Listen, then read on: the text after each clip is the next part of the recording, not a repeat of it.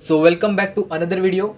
21 days में 21 tips जो आपके अप टू 21 मार्क्स तक है वो इंक्रीज कर सकते हैं। आज के वीडियो में हम कवर करेंगे। बहुत सारे पॉइंट शायद आपको पहले से ही पता होंगे, लेकिन एग्जाम प्रिपरेशन के दौरान क्या होता है, हम लोग वो कभी कभी भूल जाते हैं। तो इससे एक बार आपका वापस से वो रिवीजन हो जाएगा, रिकॉल हो जाएगा और अपने प्रिपरेशन में उसको ज़रूर से यूज़ करना। तो कहते स्टार्ट करते हैं आज का फर्स्ट टिप। वीडियो आखिर तक ज़रूर देखना, बहुत ही इंपॉर्टेंट होने वाला है आज का वीडियो। फर्स्ट टिप है try to complete the syllabus. Syllabus complete करने का एक अपना अलग कॉन्फिडेंस होता है। आप एक अलग कॉन्फिडेंस से एग्जाम हॉल में जा सकते हो। अगर सिलेबस कंप्लीट नहीं हुआ होगा तो आपके माइंड में कहीं ना कहीं पे वो चलता रहेगा कि मेरा सिलेबस कंप्लीट नहीं हुआ है, और वो आपका प्रिपरेशन पे या फिर एग्जाम के दौरान आपका वो फाइनल जो आपका अटेम्प्ट रहेगा वहाँ पे थोड़ा बहुत हैम्पर करता है। तो इसलिए सिलेबस कवर करने की ज़रूर से कोशिश करना, अभी भी अपने हाथ में बहुत ज़्यादा टाइम है। Point number 2 is find untouch topics and make a separate list. हाथ से एक लिस्ट बनाओ और अपने अनटच टॉपिक है वो सबसे पहले लिख लो, ताकि कभी कभी कैसा होता है कि हम लोग प्रिपरेशन के दौरान हमें याद होता है कि हाँ ये टॉपिक भूल गए, ये टॉपिक भूल गए, लेकिन कोई और टॉपिक हम लोगों ने या फिर और सब्जेक्ट अगर वहाँ पे पढ़ लिया तो वो जो हमारा जो अनटच टॉपिक है या फिर हमने जो सोचा था कि हम लोग आगे जाके पढ़ेंगे वो हम लोग भूल जाते हैं। करेक्ट। और बाद में हम लोगों को लास्ट डे पे या फिर एग्जाम के थोड़े टाइम पहले हम लोग को याद आता है कि अरे यार ये टॉपिक तो मैंने पढ़ा ही नहीं। तो वो कहीं ना कहीं पे आपका एक ड्रॉबैक बन सकता है। तो इसलिए क्या करो, खुद से एक लिस्ट आउट करो अपने जो भी अनटच टॉपिक है और एक दिन पूरा उसी के लिए डेडिकेट करो कि यही मैं अनटच टॉपिक है वो सबसे पहले कवर करूँगा। तो और जैसे ही आप वो कवर करोगे तो वहाँ पे वो टिक लिस्ट है वहाँ पे उसको टिक मार्क कर देना। तो अनटच टॉपिक अपने जो बचे हैं ये टॉपिक हमें कवर करने हैं, आपको कहाँ से पता चलेंगे? तो take the help from previous year question. Previous year question solve करते वक्त आपको समझ में आ जाएगा कि हाँ ये मैंने टॉपिक अभी तक पढ़ा नहीं है, तो इसका मैं अभी तक तो इसका मैं सेपरेट लिस्ट में उसको ऐड कर दूंगा कि ये प्रीवियस ईयर क्वेश्चन का ये टॉपिक मेरा बाकी है, सेपरेट लिस्ट में उसको मैं ऐड कर दूंगा। ये था अपना take help from the previous year question, tip number 3। Next है solve and practice the maximum PYQ। क्योंकि प्रीवियस ईयर क्वेश्चन से ही आपको क्वेश्चन का ट्रेंड है वो पता चलेगा, रिसेंट ईयर में कौन से टाइप के क्वेश्चन से वो पूछे जा रहे हैं, आपका कौन सा वीक जोन है, मतलब डायरेक्टली थियोरेटिकल बेस में आप थोड़े लैग कर रहे हो या फिर आप कैलकुलेशन करते वक्त लैग कर रहे हो या फिर फॉर्मूला आपको याद नहीं आ रहा है। ऐसे टाइप का आप जैसे ही ज़्यादा प्रैक्टिस करोगे उसके अकॉर्डिंग आपको समझ में आ जाएगा। नेक्स्ट टिप है इम्प्रूव कैलकुलेशन स्पीड। अभी भी अपने पास टाइम है, कैलकुलेशन में अगर कहीं पे भी आप लैग कर रहे हो तो अपना कैलकुलेशन है वो इम्प्रूव करना। इससे रिलेटेड मैंने एक सेपरेट प्लेलिस्ट बनाई है, उसमें मैंने बहुत सारे टिप्स एंड ट्रिक्स बनाए हैं। अभी तक 2 पार्ट उसके अपलोड हो गए हैं। अपना कैलकुलेशन स्पीड है वो कैसे इंक्रीज करेंगे और भी आने वाले पार्ट है वो अगर जैसे ही अपलोड हो जाएंगे मैं नीचे डिस्क्रिप्शन बॉक्स में प्रोवाइड कर दूंगा। नेक्स्ट है try to calculate without a calculator. Practice करते वक्त खुद भी विदाउट कैलकुलेटर प्रैक्टिस करने की कोशिश करना, इससे आपका कैलकुलेशन तो इंप्रूव होगा ही, और जिस एग्जाम में कैलकुलेटर अलाउड नहीं है वहाँ पे आपको एक बेनिफिशियल एज मिलेगा जिसके वजह से आप इजीली वो एग्जाम है वो क्रैक कर सकते हो। तो कैलकुलेटर के विदाउट कैलकुलेट करना का प्रैक्टिस करना, ठीक है। जैसे कोई फ्रैक्शन हुआ या फिर रूट हुआ, क्यूब रूट हुआ, ये सारी चीज़ें, या फिर कोई भी अगर फैक्चुअल डेटा रहेगा जो फिक्स डेटा है जो हम लोग डायरेक्टली यूज़ करते हैं, ऐसे टाइप के जो पॉइंट है वो विदाउट कैलकुलेटरी बाय हार्ट करने की कोशिश करना। इससे आपका कैलकुलेशन है वो बहुत स्ट्रांग हो सकता है। Next point is keep a study session of 2 to 3 hours. क्या होता है एग्जाम के दौरान अपना जो एक पेपर होता है वो 2 से 3 आवर्स के बीच में यूजुअली होता है, मिनिमम 2 या फिर मैक्सिमम 3 आवर्स के बीच में।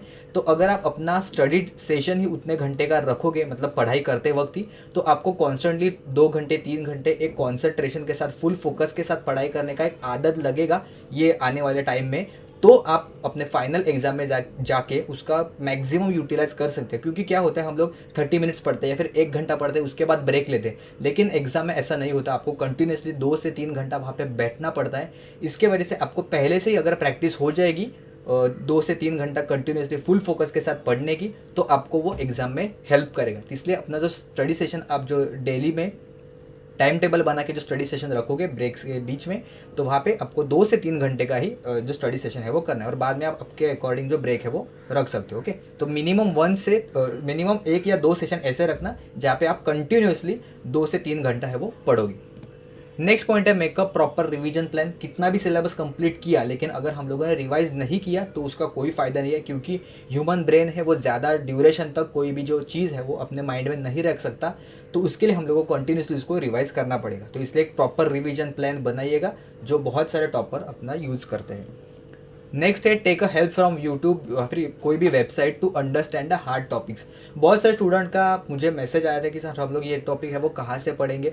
बहुत कॉमन लगेगा बहुत सारे स्टूडेंट्स को, लेकिन कुछ कुछ स्टूडेंट को डाउट भी होता है, उनको वहाँ पे क्लिक नहीं होता है एग्जाम ड्यूरेशन में या फिर प्रिपरेशन करते वक्त। तो आप हार्ड टॉपिक्स है वो आप कोई भी यूट्यूब से या फिर वेबसाइट से है वो इजीली पढ़ सकते हो। बहुत सारा फ्री कंटेंट आपको पास अवेलेबल है। कोई भी टॉपिक उठाओ, जैसे मैंने कहा अनटच टॉपिक वगैरह है या फिर आपको हार्ड लग रहा है, उसके 2-4 वीडियोस देखो या फिर कोई भी वेबसाइट पे ब्लॉग वगैरह लिखा रहेगा वो भी आप वहाँ से पढ़ सकते हो। नेक्स्ट पॉइंट है weak work on your weak zone. मैं हर एक वीडियो में ऑलमोस्ट कहता हूँ कि अपने वीक जोन पे काम करो, क्योंकि वीक जोन पे वर्क करने से ही आपको जो ग्रोथ है वो दिखाई देगा आपके स्कोर्स में। नेक्स्ट है minimum 1 hour for the physical activity and minimum 30 minutes for the meditation. बहुत सारे स्टूडेंट ये इग्नोर करते हैं, लेकिन ये बहुत बहुत बहुत ज़्यादा इंपॉर्टेंट पॉइंट है। मैंने खुद के प्रिपरेशन के दौरान पहले मैंने ये नहीं किया था। जैसे मैंने ये अपने डेली शेड्यूल में ये ऐड कर दिया था, उसके बाद मुझे एक ड्रास्टिक इंप्रूवमेंट दिखा था कि कम से कम 1 घंटा आप फिजिकल एक्टिविटी के लिए दो। ऐसा नहीं कि आप जिम जाओ या फिर वर्कआउट ही करो, हेवी रिगरस वर्कआउट, ऐसा नहीं है। आप वॉक के लिए भी जा सकते हो, क्योंकि अगर आप एक ही रूम में बैठे रहोगे पूरा दिन भर तो वो थोड़ा डल लगने लगता है, अपने आप का कॉन्फिडेंस है वो लो होता है। जैसे आप कोई भी फिजिकल एक्टिविटी करते हो, मतलब एक हल्का लाइट वर्कआउट करते हो या फिर वॉक के लिए भी अगर चले जाओ, थोड़ा रनिंग वगैरह करो, कोई ना कोई तो फिजिकल एक्टिविटी अपना इंक्लूड करो, जिसकी वजह से आपको एक अलग से बूस्ट मिलेगा और आप देख सकते हो कि आपका जो प्रोडक्टिविटी है वो बहुत ज़्यादा बढ़ जाएगा। और 30 मिनट्स फॉर मेडिटेशन, थोड़ा दिमाग को भी अपना शांत करना होता है। पढ़ाई करने के बाद भी थोड़ा जो माइंड है वो अपना इधर उधर भागने लगता है, बहुत बार ऐसा होता है, तो उसको वापस एक जगह पर लाने के लिए हम लोग थोड़ा बहुत तो मेडिटेशन करेंगे। 30 मिनट्स नहीं तो एटलीस्ट 15 से 20 मिनट्स तो आप मेडिटेशन के लिए दे दो, ओके। या फिर कम से कम शांत बैठो। मेडिटेशन बहुत सारे टाइप के होते हैं, कम से कम शांत बैठो, या फिर चाहिए तो आप कोई भी नॉवेल या फिर कोई भी नॉवेल या फिर बुक वगैरह आप वहाँ से पढ़ सकते हो। ये होता है पॉइंट नंबर 11।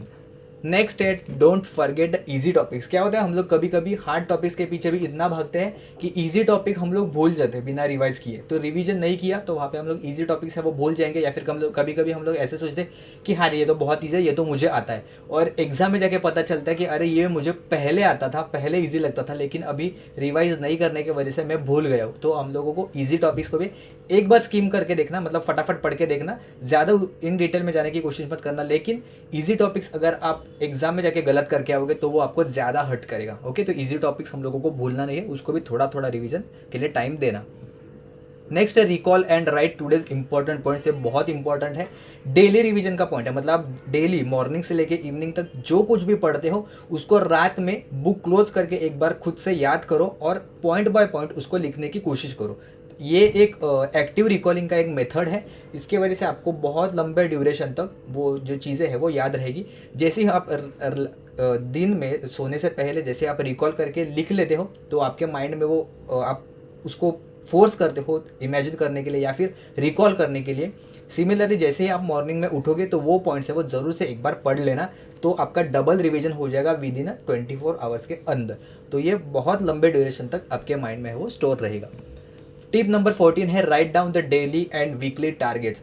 बहुत इंपॉर्टेंट होता है आपके आने वाले जो डेज है वो आप कैसे यूटिलाइज करोगे, उसके लिए अगर आप प्लान करोगे, डेली टारगेट्स लिखोगे, तो ही आपको समझ में आ जाएगा कि हम लोग इतने डेज में या फिर इतने वीक में अपना जो सिलेबस है या फिर टेस्ट सीरीज है ये कंप्लीट कर पा रहा है कि नहीं। अगर आप ब्लाइंडली ऐसे ही एग्जाम का वेट करते करते अगर आप पढ़ोगे आपके अकॉर्डिंग जैसे चाहिए वैसा, तो आपका सिलेबस भी कंप्लीट नहीं होगा और आपका टेस्ट सीरीज तक भी आप नहीं पहुंच पाओगे, मैक्सिमम प्रीवियस ईयर क्वेश्चन भी आप नहीं लगा पाओगे वहाँ पे। तो वो आपका जो कॉन्फिडेंस है वो कम होते जाएगा एक्सपोनेंशियली, ओके। एग्जाम जैसे जैसे नज़दीक आ जाए वैसे आप ज़्यादा पैनिक करते जाओगे और आपका जो एक्चुअल अचीवमेंट है वो एक्चुअल जो टारगेट है वो आप अचीव नहीं कर पाओगे। इसलिए तो कंपलसरी डेली और वीकली टारगेट्स बनाना, और जैसे ही आप डेली कोई भी चैप्टर कंप्लीट करते हैं, जैसे अगर आपने सोच लिया आज के दिन में तीन टॉपिक्स है वो खत्म करूंगा या फिर मिनिमम 50 MCQs है वो कवर करूंगा, तो वैसे ही जो टॉपिक खत्म होने के बाद उसको पेज से स्ट्राइक आउट करना, एक पेज पे लिख लेना और उसको पेन से स्ट्राइक आउट करना। उसका एक अलग खुशी मिलता है हमें, एक अलग कॉन्फिडेंस हम लोगों को मिलता है जो स्ट्राइक आउट करने के बाद कि हाँ मैंने ये कंप्लीट कर दिया। तो कंप्लीटमेंट का या फिर अचीवमेंट का एक जो हमें खुशी मिलती है, एक कॉन्फिडेंस मिलता है ना, वही आपको आगे जाके पता चलेगा, ओके। एक वीक के लिए ट्राई करना, आपको खुद से ही उसका जो डिफरेंस है वो पता चलेगा। Point number 15 is stay away from the negative people. हमें पता होता है कि ये निगेटिव पब्लिक है या फिर अपना जो दोस्त होता है या फिर कोई भी रिलेटिव्स होता है, ये आपको अंडर एस्टिमेट करने की कोशिश करते हैं या फिर आपसे नहीं हो पाएगा, ऐसा बहुत सारी चीज़ें बोलते हैं। उनको दूर रखिएगा, उनको डायरेक्टली सीधा बोल देना, पहली फुर्सत में निकल। हमें निगेटिविटी हमारे पास चाहिए नहीं, क्योंकि हमें एग्जाम क्रैक करना है। तो आपको हमेशा एक पॉजिटिव माइंडसेट लेके ही चलना पड़ेगा।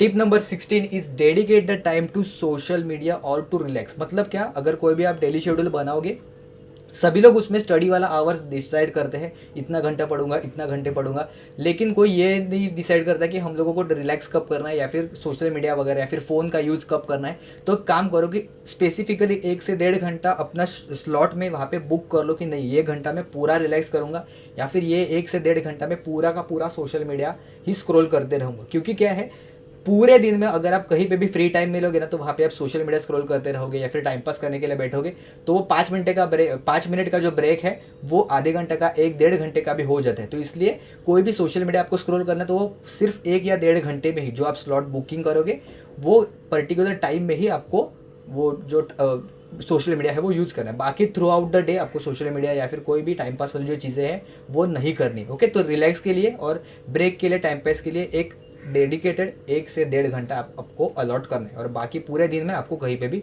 यूज़ नहीं करना है।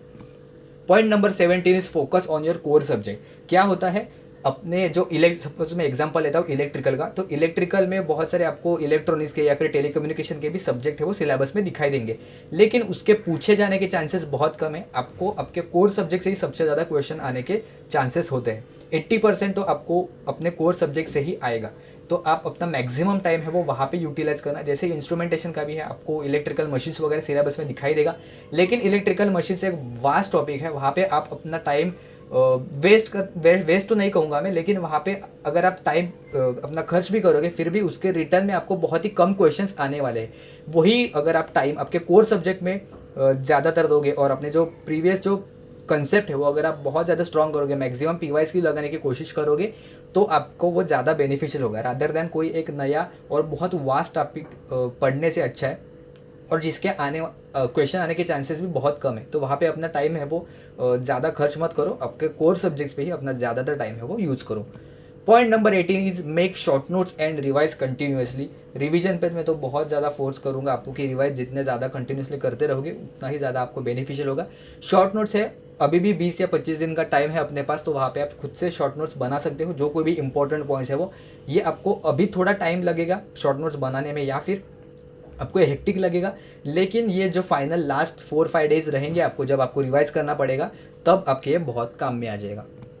Point number 19 is give time to each subject as per their weightage. जैसे मैंने कहा था, अगर कोई भी बहुत ही 1 या 2 क्वेश्चंस आने वाले तो वहाँ पे बहुत ही कम टाइम है वो आपका अलॉट करना। जहाँ पे ज़्यादातर क्वेश्चन आने के चांसेस है वहाँ पे अपना ज़्यादातर टाइम है वो यूटिलाइज करना। जैसे अगर टेक या नॉन टेक भी हम लोग कहेंगे, टेक में अगर ज़्यादा क्वेश्चन आ रहे हैं तो टेक पे आप ज़्यादा फोकस कर सकते हो, या फिर अगर आपका टेक्निकल स्ट्रॉन्ग है, आपका नॉन टेक्निकल वीक है, तो उसके अकॉर्डिंग आप अपना जो टाइम है वो एडजस्ट कर सकते हो। नेक्स्ट है clarify your doubts as soon as possible. आपके अंदर डाउट्स होते हैं, आपको बहुत सारे डाउट्स आते हैं, बहुत ही बेसिक से होते हैं, लेकिन हम लोग वो बोलते हैं कि अरे छोड़ जाने दो, हम लोग बाद में देखेंगे। नहीं, जो आपके डाउट्स है उधर के उधर सॉल्व करने की कोशिश करो।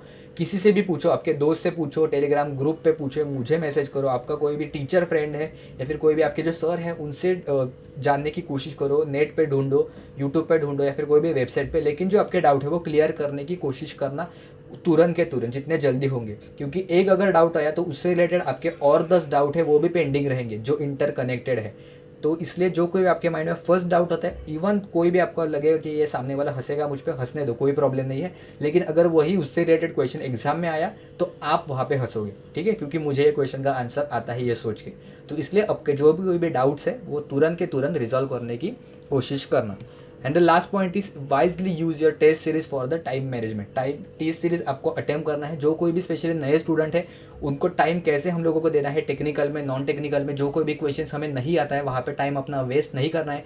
जो कोई भी ईजी सब्जेक्ट ईजी क्वेश्चन है वहाँ पे अपना मिनिमम टाइम आपको इफेक्टिवली यूज करना है। ये आपको समझेगा अपने टेस्ट सीरीज़ के हेल्प से ही। तो आपको जो कोई भी टेस्ट सीरीज़ है आप वाइजली उसको यूज़ करो। सारे के सारे अभी मत ख़त्म कर देना, लास्ट के डेज में वो यूज़ करना। अभी अपना सिलेबस वगैरह है, जो कोई भी बुकलेट है उसको यूज़ करना, और स्पेसिफिकली टाइम मैनेजमेंट के लिए आप जो टेस्ट सीरीज़ है वो आखिर तक बचा के रखना, ठीक है। तो ये थे इंपॉर्टेंट 21 पॉइंट्स, एंड उसके साथ साथ है वो बोनस टिप।